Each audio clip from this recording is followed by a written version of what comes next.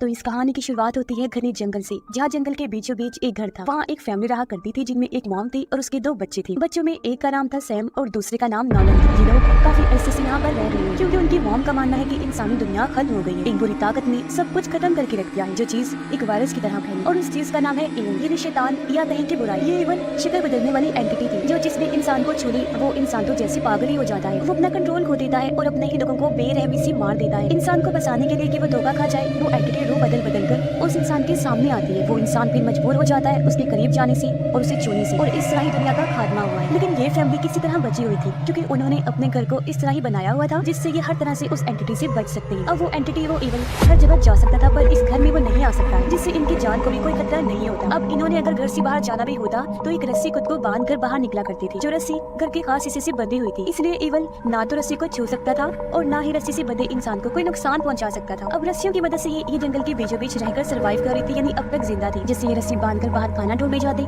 शिकार करती थी, और पास ही ग्रीन हाउस भी बना हुआ था जिसके अंदर ये फल और सब्जियां उगाया करती थी। लेकिन इवन हर टाइम इनके आसपास ही रहा करता था। हैरत वाली बात ये थी कि वो सिर्फ बच्चों की मॉम को ही नजर आया करता था। बच्चों ने वो अभी तक नहीं देखा था, पर उनकी मॉम ने समझाया हुआ था कि वो इवन जानवर के रूप में भी तुम्हारे पास आ सकती है और तुम्हें पता ही नहीं चल पाएगा कि वो एंटिटी है। इसलिए अगर तुम बिना रस्सी के घर से बाहर निकले और इवन ने तुम्हें छू लिया तो सब खत्म हो जाएंगे। लेकिन इतना ज्यादा ख्याल रखने की बात है जीना और मुश्किल था, क्योंकि जाहिर है तो ये जंगल ही, तो खाने पीने की काफी कमी थी। इनके पास एक डॉग भी था जिससे खाना बहुत थोड़ा दिया करते थे, क्योंकि उन बेचारों के पास खुद खाना कम था तो वो इसे क्या दे। अब मॉम ने कुछ असूल बनाए हुए थे जो वो अपने बच्चों को बार बार याद दिलाया करती थी ताकि वो कोई गलती न करती। साथ ही वो उन्हें ऐसी कहानियां सुनाती थी जिससे बच्चे समझ जाए कि बाहर कितना खतरा है। वो उन्हें ये भी बताती है कि तुम्हारे डैड को भी इवल ने छू लिया था, जिस वजह से मुझे उन्हें मारना पड़ा। और तो और ये इवल मेरे सामने कई बार आ चुका है, कभी मेरे डैड, कभी मॉम, तो कभी मेरे हस्बैंड के रूप। एक बार तो वो एक छोटी बच्ची के रूप में भी आ गया था जो जख्मी होने का नाटक कर रही थी, लेकिन मैंने उसकी मदद नहीं की बल्कि उसे मार दिया, क्योंकि मैं जानती थी कि इवल कितना शातिर है। जिसके बाद ये लोग सो जाते हैं, पर एक मेंढक की आवाज मॉम को सोने ही नहीं दे रही थी। वो जब बात चेक करने गई तो उन्हें एहसास हुआ कि यहाँ तो कोई मेंढक नहीं, जिससे वो समझ जाती है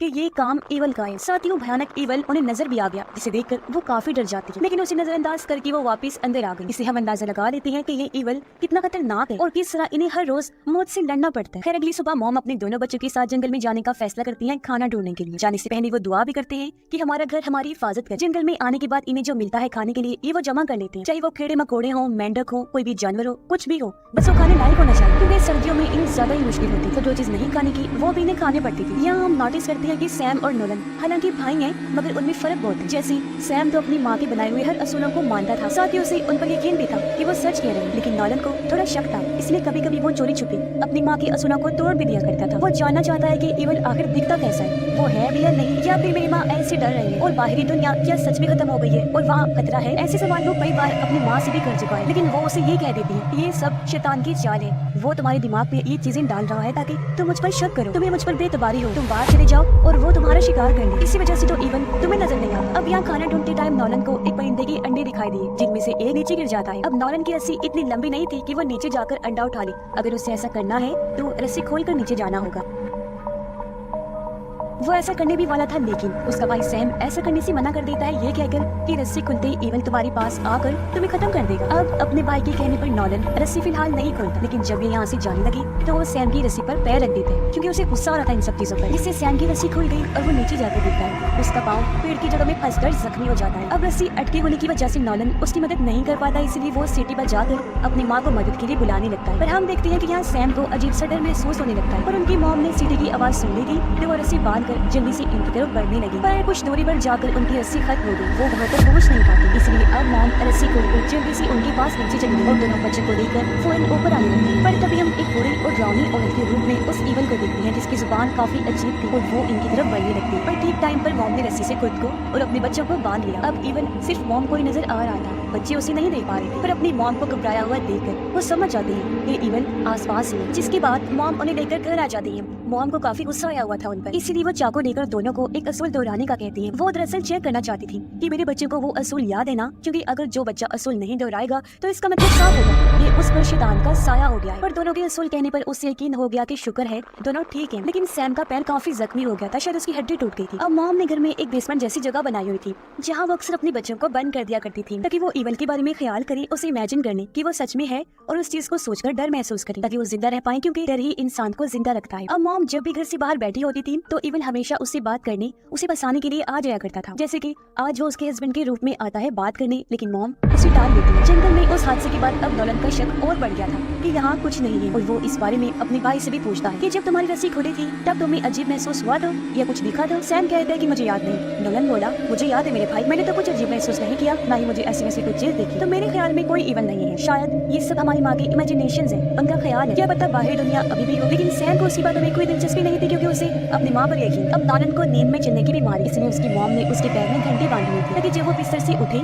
उन्हें पता चल जाए, क्योंकि ऐसा ना हो कि वो नींद में घर से बाहर ही निकल जाए। मॉम ने बच्चों को बताया था कि मैं पहले शहर में रहा करती जब ये सब शुरू नहीं हुआ था। मैं पहले अलग ही आदत की इंसान थी, लेकिन जब वो दुनिया खत्म हो गई तो मैं भी पूरी तरह बदल गई। मैं तुम्हें यहाँ ले आई हूँ और अब हम जिंदा रहने की कोशिश कर रहे हैं। मॉम ने अपने गर्दन के पीछे सांप का टैटू भी बनवाया हुआ था। उनका कहना था कि इवल सांप के रूप में मुझे कई बार नजर आया, इसलिए मैंने ये टैटू बनाया ताकि इवल मुझे पहचान न सके। अब नॉलन अपनी मॉम को कहते हैं, माँ ऐसा भी तो हो सकता है ना कि और भी लोग जिंदा बचे हो, आखिर हमारा ही घर कैसे खास हो सकता है? तब उसकी मॉम ने जवाब दिया कि बेटा तुम्हें तो शुक्र मनाना चाहिए कि तुम जिंदा हो और ज्यादा मत सोचा करो, ये घर ही हमारी हिफाजत कर सकता है। अब धीरे धीरे टाइम गुजरता गया और इनके पास खाना खत्म होने लगता है, इसलिए मॉम को मजबूरन दोनों बच्चों को पेड़ के पत्ते और शाखें खिलानी पड़ती है, जो हालांकि उनसे खाई नहीं जाती, लेकिन मजबूरन उन्हें वो खानी पड़ती। अब एक दिन नॉलन को बुरा सपना आया जैसे वो इवल मुझे कुएं में खींच रहा है। उसकी जब आँख खुली तो रात हो रही थी और वो घर से बाहर था, वो भी बगैर रस्सी के, क्योंकि नींद में चलते चलते वो यहाँ आ गया था और उसे पता ही नहीं चल पाया। लेकिन उसकी मॉम जल्दी से बाहर आकर उसे अंदर ले जाती है। वो उसे सवाल पूछकर उसका इम्तिहान लेने लगी ताकि चेक कर सके कि वो शैतान तो नहीं बना, जिसके बाद वो उसे नीचे बंद करने लगी, उसे इवल का खौफ महसूस हो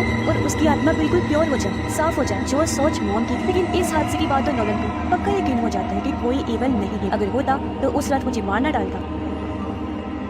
वो फिर अपने भाई को कहता है कि हमें यहाँ से निकलना होगा बाहर की दुनिया में, क्योंकि मेरा मानना है कि दुनिया अभी भी है और कोई खतरा नहीं है वहाँ पर। माँ तो पागल हो गई है, वो यहाँ से नहीं निकलेंगे, लेकिन अगर हम यहाँ रहे तो भूख से मर जाएंगे। इस पर सैम पूछता है, लेकिन मॉम उनका क्या होगा? अब ऐसे हम उन्हें यहाँ अकेला तो नहीं छोड़ सकते ना। जब उनकी ये बातें चल रही थी तो बाहर मॉम खड़े होकर सब सुन लेती है, जिससे उन्हें बहुत दुख होता है। अगली सुबह वो बच्चों को कैमरा और अपनी पुरानी तस्वीरें दिखाती है। कैमरा से मॉम ने यहाँ अपनी और अपने बच्चों की तस्वीर बनाई। उन्होंने ऐसा इसलिए किया था क्योंकि उन्हें लग रहा था कि कहीं मेरे बच्चे मुझे छोड़ के ना चले जाएं। फिर वो अपने बच्चों को कहती है कि मुझे बड़े अफसोस के साथ कहना पड़ रहा है कि हमारे पास खाना बिल्कुल खत्म हो गया है, इसलिए अब हमें डॉग को ही मारकर खाना होगा। 1 महीने तक हम उसे खाकर गुजारा कर लेंगे। ये सुनकर नॉलन को बुरा लगा क्योंकि वो डॉग उसे बहुत पसंद था, इसलिए वो फिर से सवाल करने लगा। उसकी मॉम कहती है, देखा तुमने, ये सब उस इवल का काम है, वो तुम्हें हमारे खिलाफ कर रहा है ताकि हम तीनों को खत्म कर सकें। लेकिन इसके बाद ना चाहते हुए भी मॉम डॉग को मारने के लिए अपना क्रॉसबो लेकर तैयार हो जाती है। लेकिन इससे पहले वो उसे मारती या नॉलन आ गया जिसके हाथ में चाकू था। वो कहता है, यहाँ कोई इवल नहीं है, मान ले मेरी बात। जो कहकर वो अपनी मॉम की रस्सी काट देता है और उन्हें ग्रीन हाउस में बंद कर देता है ताकि वो उन्हें समझा सके कि यहाँ कोई इवल नहीं है, उनका डर फजूल है। लेकिन तभी इवल फिर से औरत के रूप में माँ के सामने आ जाता है। वो मॉम की तरफ बढ़ने लगा। मॉम उसके हाथों मरना नहीं चाहती थी क्योंकि इस तरह वो दोनों बच्चों को भी खत्म कर देता, इसीलिए कांच का एक टुकड़ा लेकर वो अपना गला काट लेती है और इस तरह माँ की मौत हो जाती है। सैम भी ये सब देख चुका था कि नॉलन ने मॉम को बिना रस्सी के अंदर बंद किया हुआ है। वो जल्दी से भाग कर आया,